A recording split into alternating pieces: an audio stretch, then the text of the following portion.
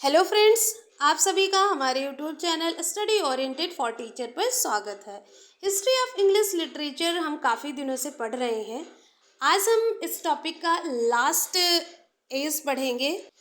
Then ये topic हमारा clear हो जाएगा, कंप्लीट हो जाएगा।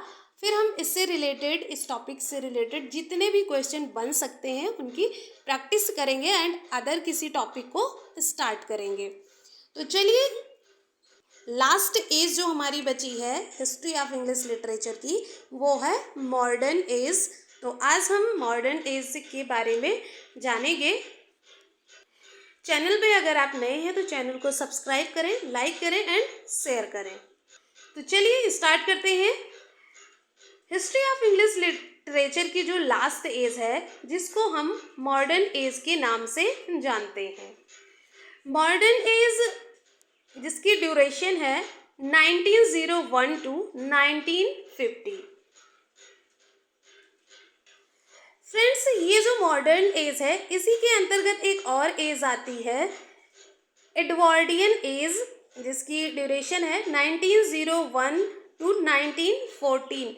ये जो 1901 टू 1914 की ड्यूरेशन है, जिसको हम एडवर्डियन एज के नाम से जानते हैं। एडवर्डियन एज क्यों इसका नाम पड़ा? तो जो इस ड्यूरेशन में जिनका रेन था, यानी जिनका शासन था, वो थे किंग एडवर्ड। तो जो किंग एडवर्ड थे, उन्हीं के नाम पे इस एज का नाम एडवर्डियन एज पड़ा। एंड जो 1914 के बाद का समय है, जिसको हम मॉडर्न एज कहते हैं, 1914 टू 1950। Clear friends? ये 50 लिखा हुआ है, मैं थोड़ा सही से लिख देती हूँ। 1914 टू 1950 ये जो ड्यूरेशन है, जिसको मॉडर्न एज कहा जाता है। इसमें जो 1914 टू 1918 का समय है, उसको यानी इस ड्यूरेशन का जो समय है, ये वर्ल्ड वार फर्स्ट का समय है। इसके साथ ही इस एज को age of war and industrialisation भी कहा गया। इस एज को, यानी ये जो एज था वो वार का एज था एंड इंडस्ट्रियलाइजेशन का एज था। साथ ही साथ अगर हमने वर्ल्ड वार फर्स्ट की बात करी, तो अब वर्ल्ड वार सेकेंड के बारे में भी जान लेते हैं। जो वर्ल्ड वार सेकेंड हुआ, ये 1939 में स्टार्ट हुआ एंड 1945 तक चला। तो ये सभी इवेंट्स जो थी वो मॉडर्न एज में हुई। वर्ल्ड वार फर्स्ट हुआ एंड वर्ल्ड वार सेकेंड हुआ। वर्ल्ड वार फर्स्ट 1914 टू 1918 तक चला एंड जो वर्ल्ड वार सेकेंड था वो 1939 टू 1945 तक चला। अब इस एज की जो कैरेक्टरिस्टिक रही है, उसके बारे में जान लेते हैं। फ्रेंड्स, इस एज की जो फर्स्ट कैरेक्टरिस्टिक्स रही है, वो है इंडिविजुअलिज्म। इंडिविजुअलिज्म का अगर हिंदी में मीनिंग देखें तो व्यक्तिवाद होता है। इससे पहले की जो एजेस रही हैं, उन एजेस में जो ऑथर्स रहे हैं, उन्होंने इंडिविजुअलिज्म पे जोर ना देके बल्कि सोसाइटी पे जोर दे रहे थे। यानी कि जो ऑथर्स रहे हैं, उनकी जो राइटिंग्स रही है वो सोसाइटी बेस्ड रही है। जैसे कि हमने रोमांटिक एज में पढ़ा कि जो ऑथर्स रहे हैं, उन्होंने इंडिविजुअलाइज्म ना हो करके बल्कि जो रूरल लाइफ थी, जो रूरल सोसाइटी थी, उनको केंद्र में रख के, उनको आइडल मान के अपने जो भी लिटरेरी आउटपुट दिया, वो सोसाइटी को बेस बनाकर लिखी गई थी। एंड रोमांटिक एज के बाद जब हमने विक्टोरियन एज को पढ़ा, तो विक्टोरियन एज में हमने देखा कि जो रूरल लाइफ वेस्ट थी, वो अब अर्बन लाइफ वेस्ट हो गई थी, बट फिर भी वो इंडिविजुअल नहीं थी बल्कि सोसाइटी वेस्ट थी। बट जब मॉडर्न एज आया तो मॉडर्न एज में ये इंडिविजुअलाइज्म को डेवलप किया गया। सिंपल शब्दों में अगर जाने तो इससे पहले हमने विक्टोरियन एज पढ़ा एंड विक्टोरियन एज के पहले हमने रोमांटिक एज पढ़ा। तो जो रोमांटिक एज के पोएट थे उन्होंने जो राइटिंग्स लिखी वो रूरल लाइफ बेस्ड रही हैं, समाज को ध्यान में रखते हुए। जो रूरल लाइफ का समाज था, ग्रामीण समाज था, उसको बेस मान के लिख रहे थे। एंड विक्टोरियन एज में वो रूरल लाइफ से हट के यानी ग्रामीण क्षेत्र से हटके शहरी क्षेत्र पे आ गए थे, यानी शहरी क्षेत्र के समाज पे आधारित लिख रहे थे। वहीं जब मॉडर्न एज आया तो मॉडर्न एज में सोसाइटी को छोड़ के इंडिविजुअल पे जो राइटिंग्स थी वो आने लगी।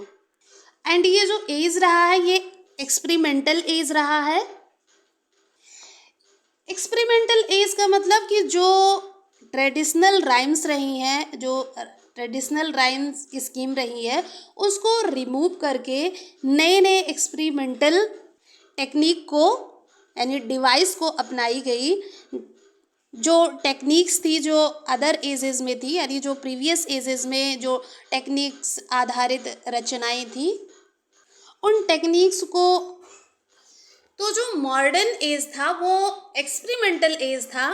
जो पुरानी ट्रेडिशनल टेक्निक्स अपनाई जा रही थी ऑथर्स द्वारा, वो इस एज में अपनाई एज इट इज़ नहीं अपनाई गई, बल्कि उनको रिमूव किया गया एंड न्यू टेक्निक्स को इस एज में अपनाया जाने लगा। जिसमें ये जो फ्री वर्स है ये उस टाइम के ऑथर्स की फर्स्ट चॉइस रही है, फ्री वर्स में लिखना। क्लियर है फ्रेंड्स? इस एज में एक और चीज़ देखने को मिली, स्ट्रीम ऑफ कॉन्शियसनेस, यानी कि इनर वर्किंग ऑफ कॉन्शियसनेस। जो इनर फ्लॉ थी, इनर वर्किंग ऑफ कॉन्शियसनेस थी, वो इस एज में देखी गई, जिसको स्ट्रीम ऑफ कॉन्शियसनेस भी कहते हैं, यानी चेतना की धारा। नेक्स्ट जो कैरेक्टरिस्टिक्स रही है एब्सॉर्डिटी। अभी एब्सॉर्डिटी क्या है इसके बारे में जान लेते हैं। ये जो एब्सॉर्डिटी है ये इस एज में भी देखी गई, क्योंकि इस एज में 2 वर्ल्ड वार हुए, world war first and world war second, और इन वर्ल्ड वार में बड़ी ही मात्रा में नरसंहार देखा गया।